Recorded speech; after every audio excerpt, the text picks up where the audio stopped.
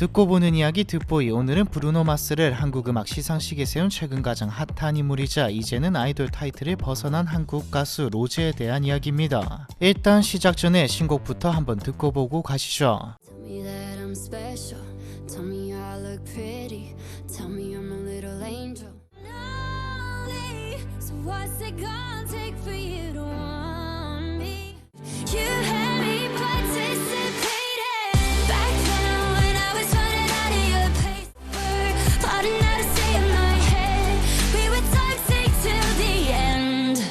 한국 가수들이 해외, 특히 음악 산업의 본토로 여겨지는 미국에서 어느 정도로 인지도가 있으며 얼마만큼의 성과를 거두고 있는지 측정할 때 가장 중요하게 생각하는 지표 중 하나가 무엇일까요? 다름 아닌 빌보드 차트입니다. 빌보드는 1894년에 설립된 미국의 잡지사인데 처음에는 포스터와 종이 광고가 주요 광고 수단이었던 시기 무역 관련 간행물을 출간하던 회사였으나 20세기 초부터 음반과 라디오의 발전으로 음악 산업의 인기가 증가하자 점차 음악과 관련된 콘텐츠를 강화하기 시작했죠. 1930년대부터는 음악 차트를 도입하여 음악 산업 내에서의 입지를 강화하면서 현재 빌보드의 음악 차트는 전 세계에서 가장 권위 있는 음악 차트로 자리 잡게 되었습니다. 물론 빌보드도 몰락하고 있다, 권위를 잃어가고 있다 말이 나오지만 그래도 빌보드 차트는 여전히 강력하죠. 빌보드 차트는 사실 종류가 다양합니다. 전 세계의 디지털 판매와 온라인 스트리밍 데이터를 기반으로 매주 인기 있는 곡들을 순위로 매기는 글로벌 200 차트부터 소셜미디어에서 가장 활발한 아티스트를 순위로 매기는 소셜 50, 틱톡에서 가장 인기 있는 곡을 다루는 틱톡 50 차트도 존재하죠. 하지만 가장 음악적 성과가 높다고 여겨지는 빌보드의 메인 차트는 두 가지입니다. 바로 빌보드 핫백과 빌보드 200이죠. 빌보드 핫백은 음원 판매량과 디지털 다운로드, 스트리밍 횟수, 라디오 방송 횟수, 그리고 유튜브 조회수를 종합하여 순위를 산정하는 명실상부 빌보드의 메인 차트입니다. 참고로 유튜브 조회수를 반영하는 것은 싸이의 강남스타일을 기점으로 생겨난 것이죠. 빌보드 핫백은 한 노래의 전반적인 인기를 포괄적으로 반영하는 차트이기 때문에 아티스트의 상업적 성공을 평가할 때 가장 중요하게 사용되는 지표입니다. 빌보드 200은 앨범의 인기를 측정하는 차트라 음악 시장의 흐름과 앨범의 상업적 성공을 평가할 때 사용되죠. 참고로 빌보드 200은 과거에는 앨범 판매량만을 집계했지만 다들 아시다시피 이제 앨범은 약간 굿즈 같은 느낌이고 음악은 스트리밍으로 듣죠. 이를 반영해 2014년부터는 스트리밍 1500회나 10회 다운로드할 경우 음반 한 장 판매와 같이 취급하고 있습니다. 참고로 한국 가수가 최초로 빌보드 메인 차트에 진입한 날은 2009년 10월입니다. 2009년 미국에서 발표한 보아의 정규 앨범이 빌보드 200 127위에 올랐죠. 같은 해 JYP의 아이돌 걸그룹 원더걸스가 노바디로 빌보드 핫백에서 76위에 오르기도 했고요. 제가 학교 다닐 때 가장 핫했던 게 원더걸스인데 추억이 새록새록 떠오르네요.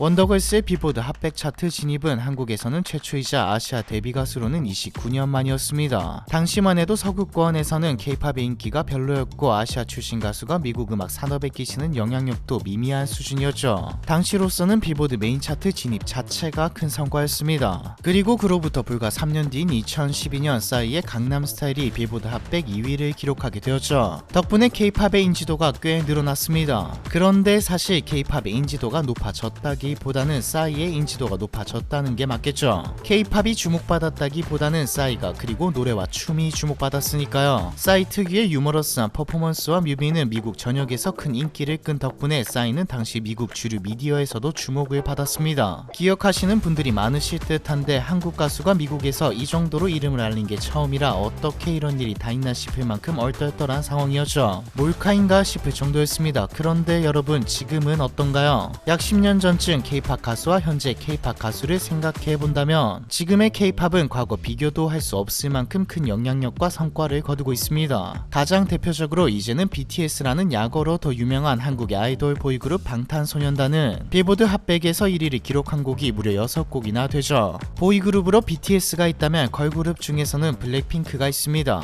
참고로 저는 블랙핑크를 상당히 좋아합니다. 제가 원래 파가니니를 상당히 좋아했는데 셧다운에서 파가니니의 라 캄파넬라를 샘플링한 것은 정말 좋았죠. 같은 앨범의 곡인 핑크베놈에도 재밌는 요소들이 많습니다. Kick in the Door, Waving the Coco라는 파트는 비기의 Kick in the Door라는 곡의 플로우와 가사를 조금 변형해서 가져온 것이고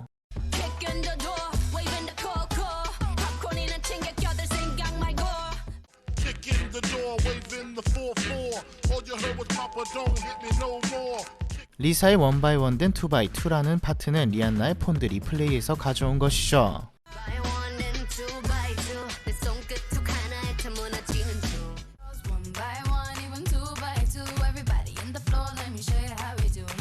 You Couldn't Get a Dollar Out of Me라는 파트는 50센트의 PIMP에서 가져온 것이고요.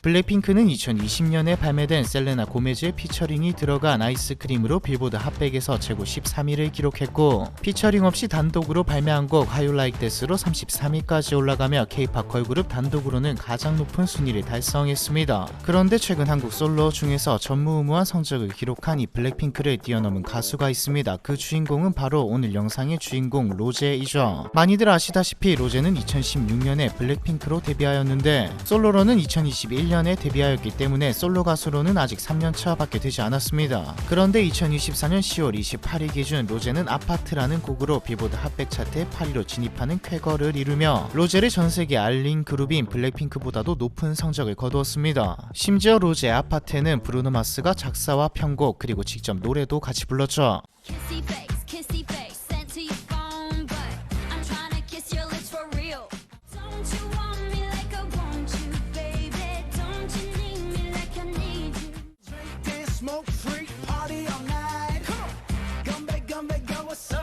(2024년 11월 23일에는 CJ ENM이 주최하는 한국 최대 음악 시상식 마마의 로제가 브루노 마스와 함께 출연하여 많은 주목도 받았고요. 마마의 브루노 마스라니 과거 마마의 스눕독과 닥터 드레가 나온 걸 봤던 느낌이네요. 이어서 앞에서 나왔던 로제의 넘버원 컬이 공개되면서 또 작곡 서사까지 회자되면서 로제에 대한 관심도 높아졌습니다. 이번 앨범을 통해 블랙핑크를 넘어 아티스트로 각인되었다는 느낌이 들죠. 그렇다면 로제는 어떤 사람일까요? 어떤 과정을 겪고 지금까지 오게 된 걸까요? 서론이 좀 길긴 했는데 이번 영상에서는 로제가 살아온 삶과 커리어에 대해서 알아보도록 하죠. 로제는 1997년 2월 11일 생으로 뉴질랜드 오클랜드에서 태어났습니다. 본명은 한국어 이름 박채영과 영어식 이름 로젠 박으로 두 가지 모두 가지고 있죠. 참고로 많은 분들이 로제하면 로제가 청소년기를 보낸 호주를 먼저 떠올리시곤 하는데, 사실 로제는 한국인 부부 사이에서 뉴질랜드에서 태어났기 때문에 한국과 뉴질랜드 이중 국적을 소지하고 있을 뿐 호주 국적은 취득하지 않았습니다. 로제는 데뷔 때부터 지금까지 독특한 음색과 더불어 뛰어난 보컬 실력으로 유명한데, 이러한 음악적 재능과 음악에 대한 애정은 어린 시절부터 두드러졌죠. 로제는 멜버른의 사립학교인 빅토리아 캔터베리 여학교에 다녔습니다. 인터뷰를 통해 어렸을 때부터 노래를 시작했고 기타와 피아노 같은 악기를 배웠으며 한때 교회 합창단에서 공연도 했다고 밝혔죠. 이렇게만 보면 로제의 꿈이 어렸을 때부터 줄곧 가수였을 것 같지만 사실 그보다는 좀 더 소박했습니다. 로제는 2017년 7월 스타일 매거진 하이컷의 인터뷰를 통해 자신의 꿈이 유튜버였다고 밝혔죠. 지금 구독자 수를 보면 1300만 대 꿈은 이미 이루었네요. 조금 실력이 쌓이면 기타 치면서 노래 부르는 영상을 올려볼까 하고 기타도 배웠다. 호주에서도 한국 노래는 많이 들었는데 한국에서 음악을 하게 될 줄은 상상도 못했다고 말했습니다. 사실 YG 엔터테인먼트의 오디션을 본 것도 로제의 의지가 아니었죠. 로제가 15살이었던 2012년 호주 시드니에서는 YG 엔터테인먼트의 오디션이 열렸는데 뉴스를 통해 이 소식을 알게 된 로제의 아버지는 집에서 매일 기타나 피아노를 치며 노래를 부르는 막내딸에게 오디션을 볼 것을 권했거든요. 당시 로제는 가수에 대한 꿈을 키워본 적도 없고 자신이 부족하다고 생각하여 오디션을 보는 것 자체를 망설였으나 아버지가 좋은 추억을 만들고 후회 없이 살기를 바란다며 계속 설득한 끝에 결국 로제는 오디션에 지원하게 되었습니다. 로제가 오디션 때 부른 노래는 제이슨 무라즈의 I Won't Give Up이었는데 이 노래로 로제는 무려 700명의 참가자 중 1위를 차지하며 오디션에 합격했죠. 그리고 YG로부터 2달 안에 한국으로 올 수 있겠느냐는 연락을 받게 됩니다. 로제는 부모님과 떨어져 사는 건 생각해본 적도 없는 어린 소녀였지만 오디션 합격 후 고작 2달 만인 15살에 호주 멜버른에서 서울로 이주하게 되죠. 이때 가족과 함께 온 것이 아니라 홀로 이주하여 연습생 생활을 시작했기 때문에 많은 외로움과 도전을 겪어야 했습니다.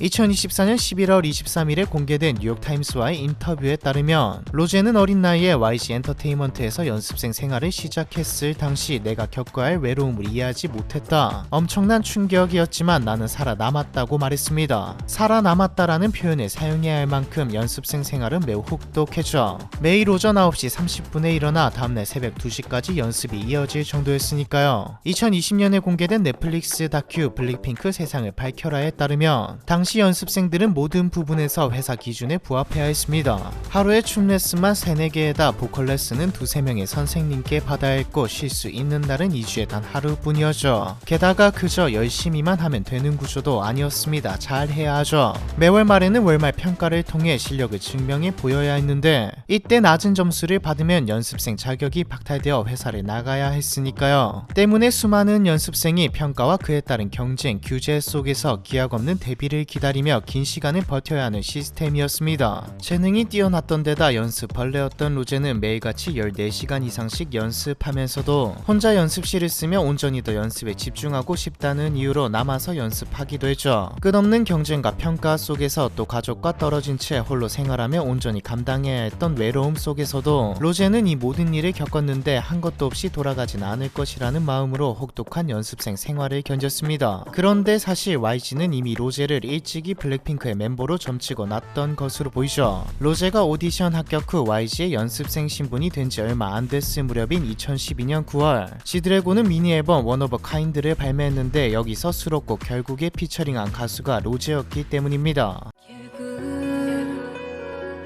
누구의 잘못일까 또다시 남이 된다.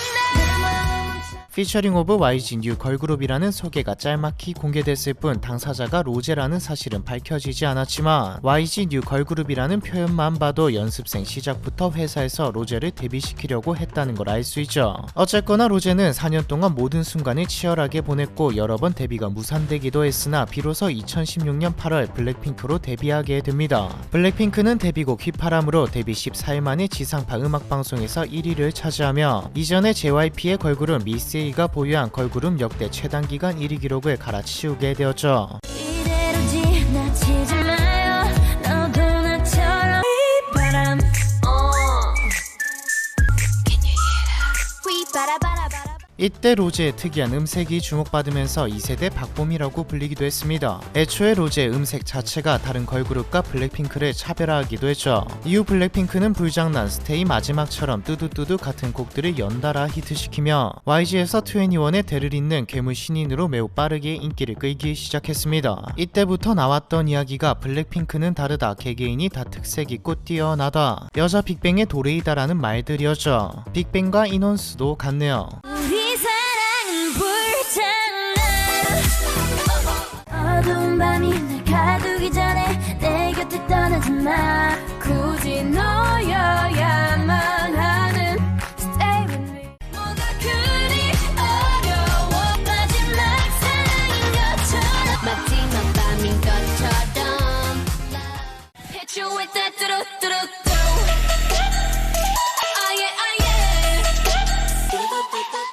2018년부터는 블랙핑크가 유니버셜 산하의 인터스코프 레코드와 계약을 맺으면서 본격적으로 미국 시장에도 진출했습니다. 그리고 고작 1년 뒤인 2019년 미국 코첼라 페스티벌에서 블랙핑크는 K-팝 걸그룹으로서 최초로 무대에 서게 되죠. 당시 블랙핑크의 공연을 본 관중의 반응은 매우 긍정적이었습니다. 멤버 모두가 실력파 이미지를 가진 블랙핑크답게, 아니 이미지가 아니라 실력파인 블랙핑크답게 퍼포먼스까지 호평을 받으며 미국에도 이름을 알리게 되었죠. 로제는 독특한 음색은 물론 야외 무대에서도 안정적인 라이브를 선보여 관심을 받았고요. 이쯤 블랙핑크와 노래를 넘어 로제 자체에 관심을 가지는 사람들도 많아졌습니다. 로제 특유의 몽환적인 비주얼과 모델 같은 비율 역시 인기를 끌었죠. 로제는 168.7cm라는 큰 키에 44kg의 마른 모델 체형으로 유명한데 자신의 체형에 딱 맞는 패션 센스와 높은 미적 감각까지 갖춘 덕분에 데뷔 후 패션 업계에서도 러브콜을 받게 됩니다. 특히 2020년 가을 생로랑의 글로벌 앰베서더로 임명되면서 로제는 패션 업계에서도 영향력을 갖추게 되었죠.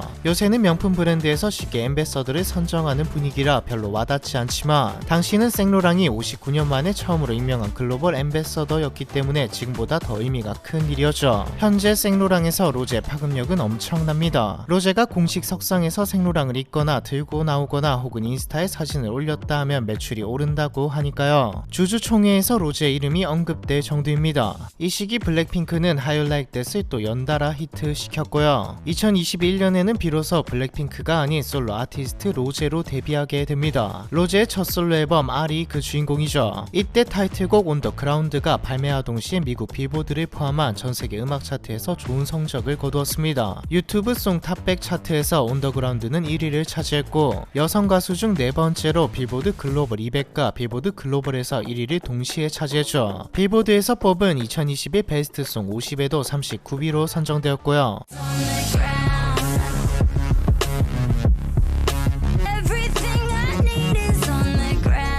이렇게 로제는 데뷔 후 고작 4년 만에 세계를 무대로 활동하는 K-팝 가수가 되어 멜버른에서 기타 치고 노래 부르던 시절에는 상상도 할 수 없었던 화려한 삶을 살게 되었습니다. 2023년에는 블랙핑크가 코첼라의 헤드라이너로 출연했는데 이는 걸그룹 최초가 아니라 K-팝 아티스트로서 더 나아가 아시아 가수 최초로 이룬 성과였죠. 2023년 말부터는 블랙핑크 멤버들이 YG 엔터테인먼트를 떠나게 되었습니다. 그렇다고 해체된 것은 아니고 블랙핑크 그룹 활동은 여전히 YG에서 하되 개인 활동은 각자의 소속에서 따로 하게 되었죠. 다른 멤버들이 아예 회사를 차리거나 완전히 다른 소속사로 옮겨갈 동안 로제는 YG 레이블 중 하나이자 블랙핑크를 만들었다고도 볼 수 있는 전담 프로듀서 테디가 이끄는 더블랙 레이블 매니지먼트와 계약을 맺었습니다. 동시에 해외 활동을 위해 세계적인 레코드 레이블인 애틀랜틱 레코드와도 계약을 체결했죠. 여기서 브루노 마스와의 인연이 만들어지는데 애틀랜틱 레코드에는 브루노 마스도 소속되어 있거든요. 로제는 자신의 첫 솔로 정규 앨범을 준비하며 브루노 마스에게 협업을 제안하기 위해 총 3곡을 보냈습니다. 이때 브루노 마스가 선택한 곡이 다름 아닌 아파트였죠. 많이 알려져 있지만 로제의 신곡 아파트는 한국의 술게임 아파트에서 영감을 받은 노래입니다. 로제는 실제로 친구들과 술을 마시며 이 게임을 즐겨 했는데 어느 날 스튜디오에서 작업하던 중 팀원들에게 이 게임을 소개하면서 아이디어를 얻게 되었다고 밝혔죠. 하지만 아무래도 아파트가 술게임인데다 보수적인 문화가 형성되어 있는 K-팝 아이돌로서 술게임에 관한 노래를 만드는 것이 과연 괜찮을까 싶어서 고민했다고도 하죠. 이때 용기를 준 건 팀원들이었습니다. 팀원들은 로제가 들려준 샘플에 중독된 상태였고 로제에게 괜찮다고 용기를 준 덕분에 곡 작업이 완성될 수 있었죠. 그리고 완성된 곡을 브루노 마스에게 협업 제안곡으로 보낸 것이고요. 미국 페이퍼 매거진과의 인터뷰에 따르면 로제는 모두가 마스가 그 노래를 부르지 않을 거야 보내지 마라고 했을 때 유일하게 자신만 마스가 아파트를 부를 것이라 믿었다고 말했습니다. 실제로 브루노 마스는 아파트를 택한 뒤 로제에게 아파트의 뜻을 물었고 한국의 술게임이란 사실을 알게 되자 멋지다라고 답했다고 하죠. 그렇게 로제와 브루노 마스의 협업으로 탄생한 성공개 싱글 아파트는 공개와 동시에 한국 음악 차트를 아니 전세계 차트를 휩쓸며 큰 인기를 끌었습니다. 앞서 말했듯 아파트는 핫백 8위에도 오르면서 로제는 블랙핑크가 아닌 개인으로서도 큰 성과를 거두었죠. 하지만 로제를 비롯한 블랙핑크 멤버들은 이 모든 꿈같은 성과를 이루며 큰 만족감과 기쁨을 얻는 동시에 많은 신체적 감정적 어려움을 겪었던 것으로 보입니다. 이 시기 로제는 블랙핑크의 넷플릭스 다큐를 통해 데뷔 후에는 마냥 신나고 재밌기만 할 줄 알았다고 말한 적이 있죠.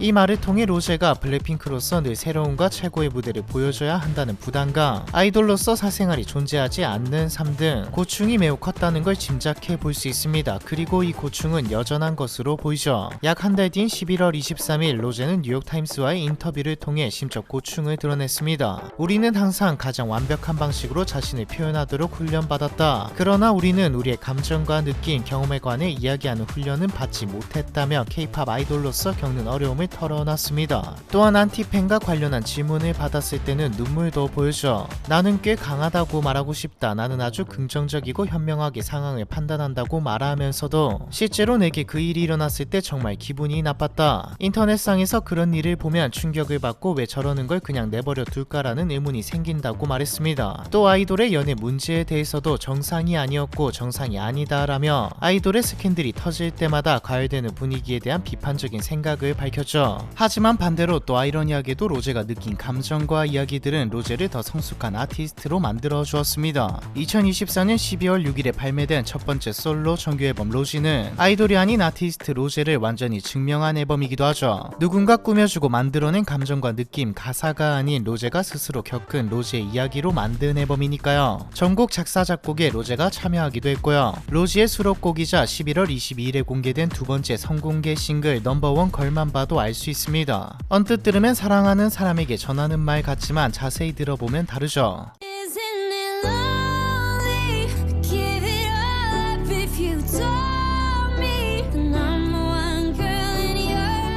로제는 저도 인간인지라 나는 건강한 사람이다, 집에 가서 책을 읽는 사람이다 라고 말하고 싶지만 새벽 5시까지 악플을 읽으며 스스로를 힘들게 만들었던 적이 있다. 다음날 어떻게 지냈냐는 물음에 창피해서 밤새 인터넷을 뒤지며 악플을 찾아봤다라고 이야기하고 싶지 않았다. 정말 징그럽도록 솔직한 노래를 쓰고 싶었다며 누가 듣고 불편해도 상관없으니 적나라하게 써보자 했던 곡이 넘버원 거리다라고 말했죠. 또 다른 타이틀곡인 톡식 티 더 엔드는 가사에도 나오듯 전남친에 대한 이야기이고요. We were toxic.